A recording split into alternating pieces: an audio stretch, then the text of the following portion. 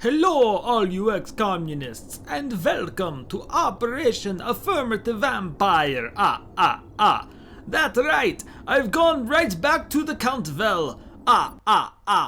It is positively the only joke I can think of that doesn't involve Edward and Bella, and there is nothing affirmative about that. So yeah, another Exalt mission. This time, instead of hacking terminals, we're playing a sort of King of the Hill mode, where you can't let them get control of this area with our encoder. If they do, Exalt will know where our transmitter is, and that's on the other side of the map, and then we have to protect that. So yeah, don't lose this first part, much easier. The plan is similar to last mission. Spread the team out to handle any Exalt that parachute in to prevent us from getting surrounded. To that end, we also put Gemini Spark on the roof above us. That gives us some flexibility. Exalt soldiers start dropping in from the other side of the building, so we carefully inch our way in. When they don't bull rush the encoder area, I assume they are further back, so I move Gemini Spark up to this ledge to get some intel. And get a whole lot more intel than I was originally planning for. Axiom number 5 is even odds as a suckers game. Not even 2 minutes into the video and we're already playing a suckers game. Damn it, missed the target. Emi-san tries to cut this 6-man team down some, but only manages to turn this doorway into a burning gateway. My first instinct is to back Gemini up to prevent damage, but then I'm afraid I begin thinking. A dangerous pastime? I know. 5 of these Exalt soldiers are squished up against cars for cover. Cars can explode. Explosions do 6 damage. Quick math tells us that Gemini has an opportunity to do over 30 damage this turn. And though it's not a hard and fast rule, any chance you have to deal 30 or more damage with one shot, you should at least consider it, you know? With those 5 severely wounded, we send in DJ Sucre to tell the only undamaged Exalt to sit down. It is at this point, 3 more Exalt decide to join the party. And while we have 3 Overwatch shots ready to deal with them, only 1 connects. The rest of the Exalt starts passing around the hypo spray like a bong at a pop party. And now, we know why Exalt has the worst aim. Stoners don't typically make awesome soldiers. Though, a few of the more enterprising soldiers hit Gemini, but his damage control perk means that after the first soldier hits, all other damage is reduced by 2 for the rest of the turn, so the amount of pain they inflict is minimal. But what isn't minimal is the number of Exalt soldiers we have to face. 4 more soldiers drop in on our left flank. In what some experts are calling a hot mess, they now have 13 soldiers to our 7. Anytime you're outnumbered almost 2 to 1, that's bad. I'd mention a Splice strategy's axiom, but I think you all know what's coming. DJ Sucre makes like Team Rocket and blasts off again, dropping the Exalt count down to 10. Next, Jimmy is flanked, but she has 100% odds to hit on her flanker, meaning that his goose is cooked. This Exalt soldier had the poor judgment of dropping in away from cover. So, this Exalt should have quit or found some cover that was legit, because Shiosk has great odds to hit, but that's not it, because he can also crit and drop this Yutz like a sack of poop. Citrus moves up and gets the kill, making their soldier count equal to ours again, finally off the penalty kill. Next, I pull out Emi-san's rapid fire and hope that, even though 44% isn't a shot I'd normally take, she can nick this guy with at least 1 laser blast. But Emi-san lets us know that she doesn't need 2 shots to get the job done. Maybe she isn't working for Exalt after all. But I'm not getting comfortable. That's just when she might strike. And with that kill, we are finally on the power play, and Gemini Spark looks to press our advantage. And that advantage has coaxed Exalt into making 2 big mistakes. First, this heavy decides to move to just the edge of Shiosk's vision, and this dude decides it's a good idea for him to use both of his actions and run at Citrus. The heavy learns what life is like living on the edge of Jimmy's squad site. Or rather, he learns what death is like on the edge of Jimmy's squad site.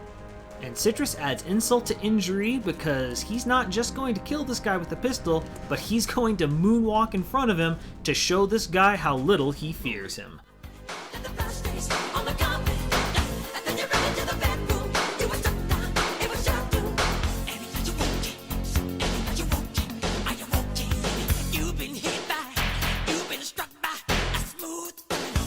Michael Jackson, eat your heart out.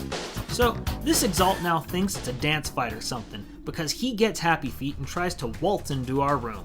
Unfortunately for him, his performance is worse than an idiot American Idol contestant, and we don't hold back on our critique.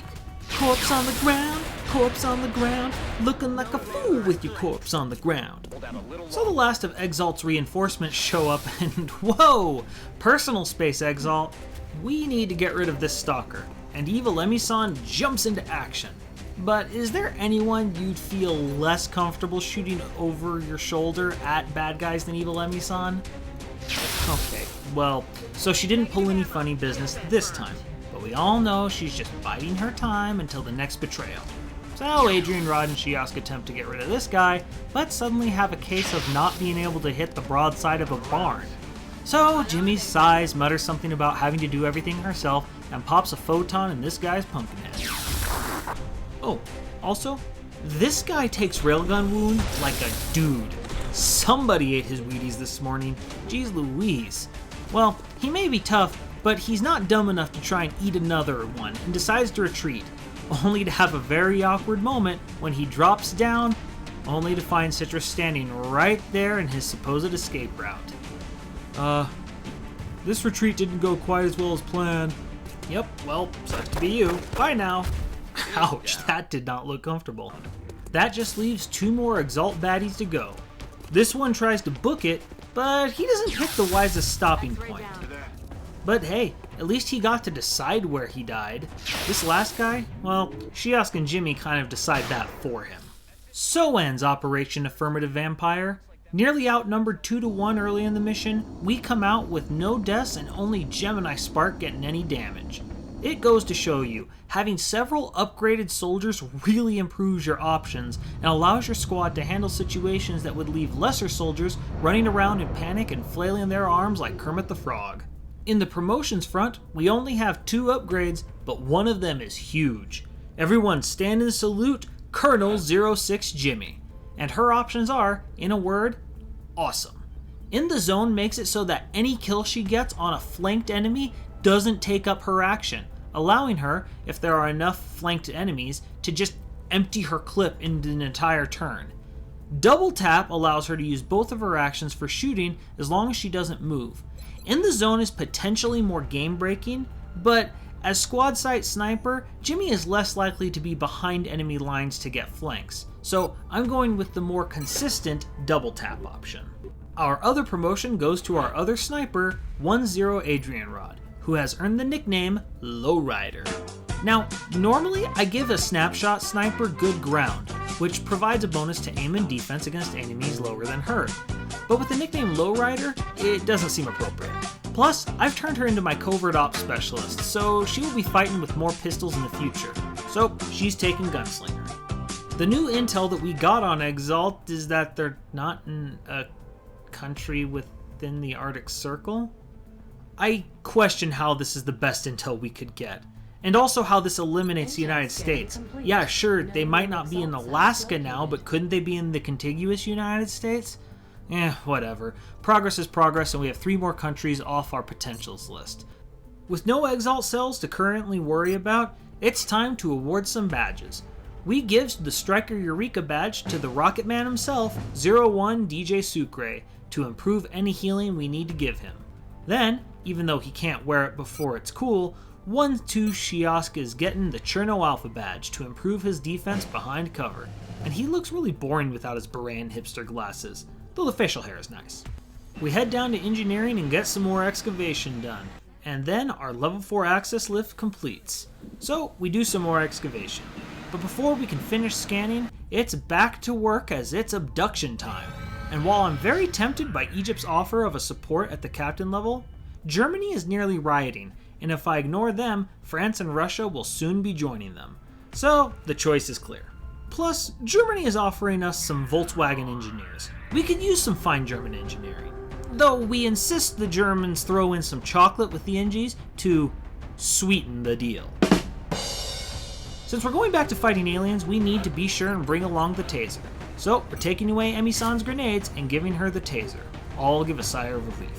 Also, I want to give Citrus Architect some extra protection and health, so I go back to engineering to make some chitin plating, which gives extra melee protection and bonus health. And with that, we don our pointy helmets and fly off to Germany to stop DOS aliens from abducting DOS citizens. Oh, wow. Bobby Percival is just getting silly now. This sounds like a crossover fanfic where Captain Falcon barges into a magical girl anime. Regardless, tune in next week as we will punish the aliens with our glitter-dusted fists in Operation Sparkly Punch. Until then, I'm Splice, and I can't wait to see what other dance-fighting moves Citrus Architect has up his sleeves.